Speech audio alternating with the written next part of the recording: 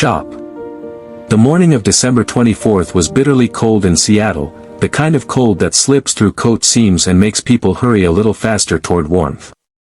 Inside Bean and Leaf, the flagship store of a national coffee chain, the air was thick with the scent of fresh espresso, cinnamon rolls, and pine from the oversized Christmas tree twinkling in the corner. Holiday jazz played softly over the speakers, Michael Bublé crooning about chestnuts and open fires. While baristas in green aprons shouted orders with practiced cheer, venti peppermint mocha for Jenna. Grande caramel brulee latte, extra hot. The line curved around the pastry case like a lazy serpent, filled with last-minute shoppers clutching bags from Macy's and Nordstrom, office workers grabbing fuel before heading home for the holidays, and a few families treating themselves to hot chocolate topped with towers of whipped cream. Laughter bubbled near the pickup counter. A toddler in a red puffy coat banged happily on a highchair tray. Everything felt perfectly ordinary, perfectly festive. Then the front door flew open with a violent jingle of bells. A man stumbled in, his face pale and slick with sweat despite the freezing air outside. He looked to be in his mid-30s, wearing a worn navy pea coat and a knit beanie pulled low. In his arms he carried a small boy, no more than 8 years old, whose head lolled limply against his father's shoulder. The child's eyes were half closed, his limbs unnaturally still. The father's mouth moved frantically, but no clear sound came out. Instead, his free hand flew in sharp, desperate gestures, signs, rapid and shaking. He scanned the crowded shop with wild eyes, locking onto strangers one by one, pleading. His lips shaped the same silent words over and over, "Help me, he has a weapon." Time seemed to stutter. A woman in a red wool coat dropped her phone. It clattered against the hardwood floor. A barista froze mid-pour, steamed milk overflowing onto the counter. Someone near the door whispered, "Oh my God, call 911. Another voice, trembling, "Is he serious? A weapon?" Phones rose slowly, discreetly, recording from waist height. The holiday music suddenly sounded absurdly cheerful against the rising tension. No one moved forward. No one understood the signs. Fear rippled outward like a stone dropped in still water. Behind the counter, unnoticed at first amid the green apron chaos, stood Elena Vasquez, the CEO of the entire Bean and Leaf empire. She had slipped into the store unannounced that morning, as she sometimes did during the holidays, wearing a simple black sweater and jeans, her dark hair pulled into a low ponytail. She had been quietly observing the team, sipping a black coffee in the corner, savoring the rare anonymity. Now her cup paused halfway to her lips. She saw the father's signs clearly. Saw the terror, the miscommunication waiting to explode. In one fluid motion, she set her drink down, stepped out from behind the counter, and raised both hands, palms open, calm. The room held its breath. Elena met the father's frantic gaze and, with deliberate clarity, signed back, "I understand you.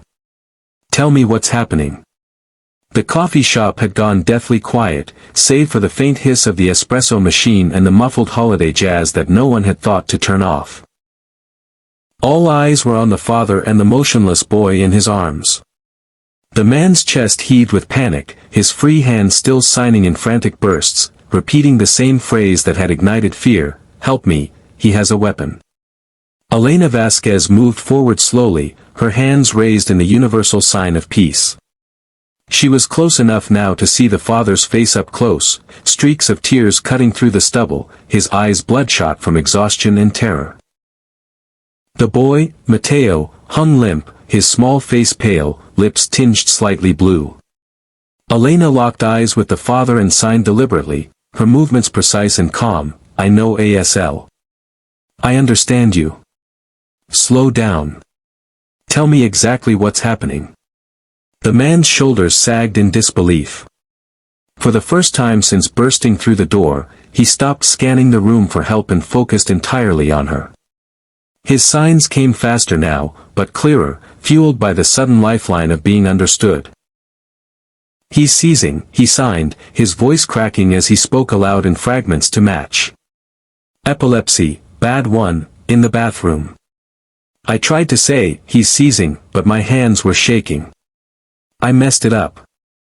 I said, "Weapon," by mistake. "Please, he needs help now." The words hung in the air. A collective exhale rippled through the shop as comprehension dawned. The woman in the red coat pressed a hand to her chest. A young man near the door muttered, "Oh, thank God." Phones that had been angled to record a potential threat now lowered in embarrassment. Faces flushed with the realization of how quickly fear had overridden compassion. Elena didn't waste a second. She turned to the frozen crowd and spoke aloud, her voice steady and commanding yet kind, "Everyone, stay calm.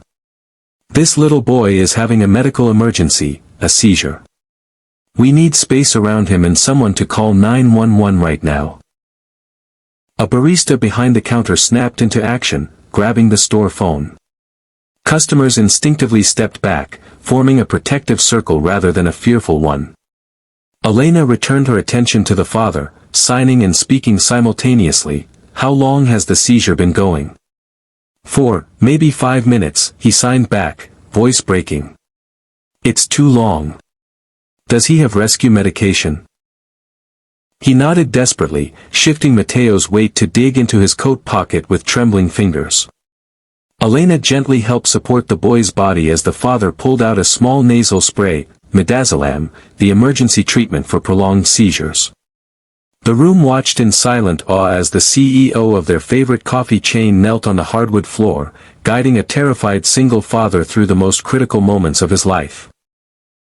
One hand steadying the child, the other signing words of reassurance only the two of them could fully understand. Elena guided the father toward the short hallway leading to the restrooms, her hand lightly touching his elbow to steady him.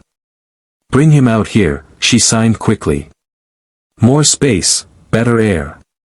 The father nodded, tears spilling as he maneuvered through the narrow door and emerged carrying Mateo fully into the main shop. He laid the boy gently on the cleared section of floor where customers had instinctively pushed tables aside. Mateo's small body twitched rhythmically, arms and legs jerking in uncontrolled spasms, his eyes rolled back, a thin line of drool at the corner of his mouth. The sight was heartbreaking, raw, and utterly human.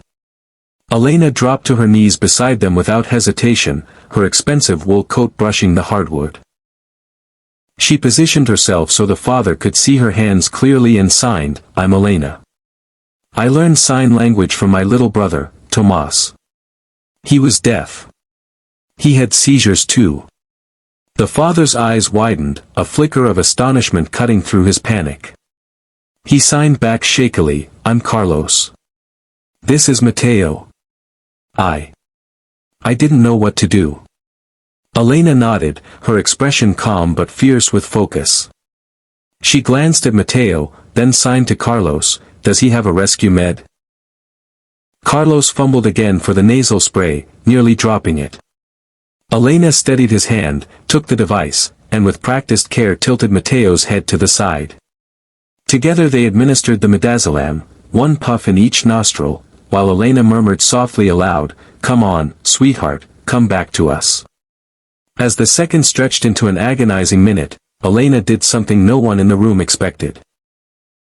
She leaned close to Mateo's ear and began signing directly into his line of sight, even though his eyes were unfocused. "Mateo, you're safe. Daddy's here. I'm here. You're strong, just like a superhero. Breathe slow. We've got you." A few customers wiped away tears. The barista who had been pouring milk earlier now stood transfixed, realizing the polished CEO they'd seen in company videos was on the floor, sleeves rolled up, saving a child with a language most of them had never noticed she knew.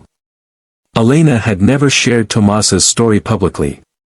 After her brother passed at 14, she'd quietly funded ASL programs in schools and kept her fluency private, a sacred connection she guarded. Yet here, in a random store on Christmas Eve, that hidden part of her past became the bridge between terror and hope.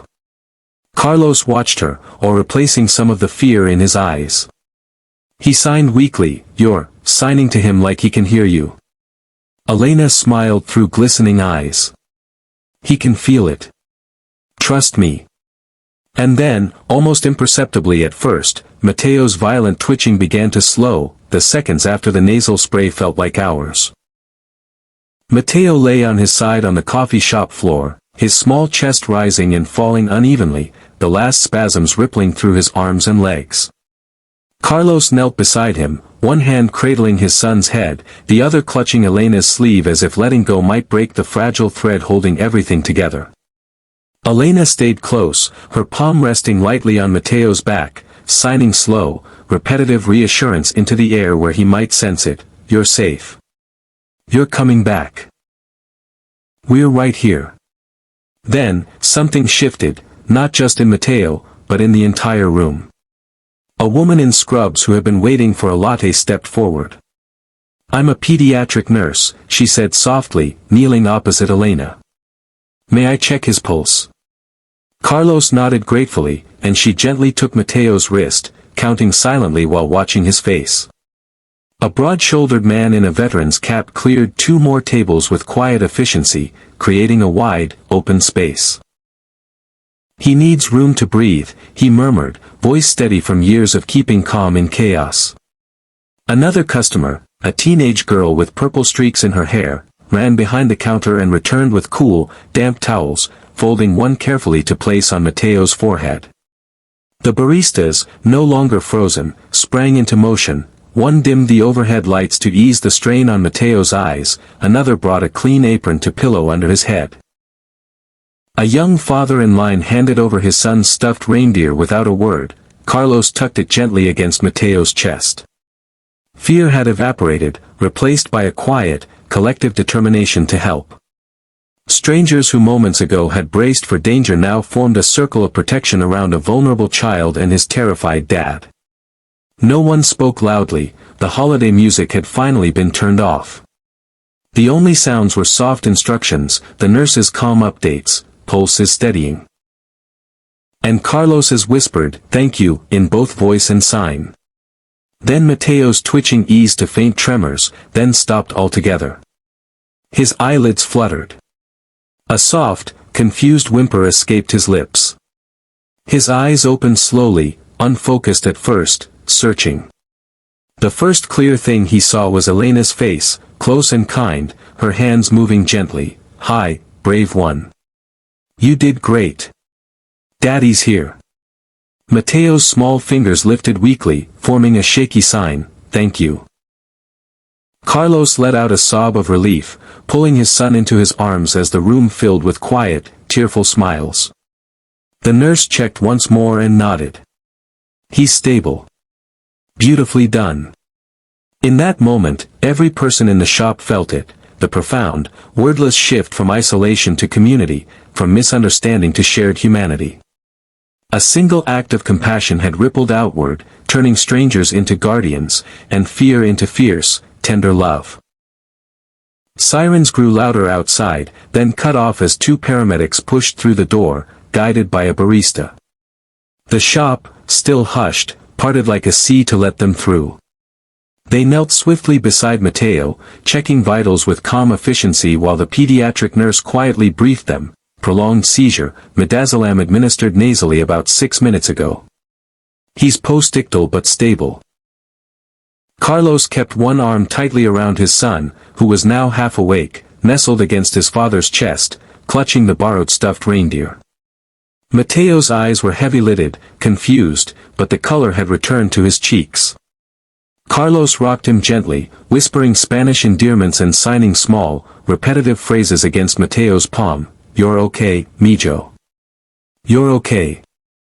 Elena remained on her knees nearby, giving the medic space but staying close enough for Carlos to see her. When the lead paramedic nodded and said, "He's doing well, we'll transport just to be safe," relief washed over Carlos's face like a wave. He looked at Elena, eyes shining with unshed tears, and signed with trembling hands, "I thought no one would help us. People usually look away when they don't understand." Elena's own eyes glistened. She signed and spoke aloud so everyone could hear, "Today, someone did understand." And now everyone here does too. Only then did the full weight of the moment settle over the room. Customers who had been ready to flee or call police now stood in quiet awe, many wiping tears. A few began to clap, not the loud, performative kind, but a soft, respectful ripple that grew until the entire shop was filled with gentle applause. It wasn't for drama or heroism, it was for the fragile, beautiful proof that humanity could still choose connection over fear. Phones that had once been raised in suspicion now captured something entirely different: the nurse hugging the veteran who had cleared the tables, the teenage barista handing tissues to a stranger, Carlos mouthing, "Thank you," to every face he could reach. Someone started a GoFundMe link on the spot for Mateo's medical expenses. Within minutes, donations poured in from people still standing in the shop. Carlos turned fully to Elena, signing slowly so she could read every word. "You saved my son today. How can I ever repay you?" Elena shook her head, signing back with a tender smile, "You don't owe me anything. You reminded all of us what matters." She glanced around the room, then back to him. "We just have to keep choosing kindness, even when it's hard, even when we don't understand at first." As the paramedics prepared to move Mateo onto a stretcher, he lifted one small hand and signed weakly toward Elena, "Thank you for seeing me." Elena pressed a hand to her heart, tears finally spilling over. In that instant, she felt Tomas beside her, her little brother smiling, proud. The realization hit her fully: the language she had kept private for so long had just bridged a terrifying divide and turned a room full of strangers into something closer to family. Hours later, after the ambulance had taken Mateo and Carlos to the hospital for observation, the coffee shop finally closed its doors. The holiday lights still twinkled, but the frenzy of the morning had softened into quiet gratitude. Elena, still in her simple black sweater, had stayed behind. She'd called the hospital. Mateo was discharged with a clean bill, just exhausted, and invited Carlos and his son back for a quiet moment away from the cameras that had gathered outside. Now the three of them sat at a corner table near the Christmas tree. The shop smelled of fresh hot chocolate, piled high with marshmallows for Mateo. He sat bundled in a borrowed bean and leaf blanket, eyes brighter, signing slowly to Elena about his school and his favorite superhero. Carlos watched them, still dazed, a small smile breaking through the fatigue. Mateo paused, then signed with childlike earnestness, "My dad gets scared when I seize. Will you teach him more signs so he never mixes them up again?" Carlos flushed, but Elena laughed softly, tears sparkling in her eyes. She signed back, "How about I teach your whole class? Every week, free. We'll make it fun, games, stories, everything." Carlos stared at her. "Why would you do that? You don't even know us." Elena looked at Mateo, then at the tree lights reflecting in his eyes. She signed and spoke gently, "Because a long time ago, someone understood my little brother when the world didn't. It gave him more good days. Today, you both gave me a chance to pass that forward." She reached across the table, touching Mateo's cheek. "You reminded every person here that real courage is often silent. One moment of understanding can turn fear into hope." Carlos signed, "Thank you," his hand steady now. Mateo grinned, signing, "You're my hero." As they finally stood to leave, father and son hand in hand, Elena watched them step into the cold Seattle night. Snow had begun to fall softly. She stayed a moment longer, heart full, knowing that somewhere out there, a chain of kindness had grown a little stronger. One silent gesture at a time.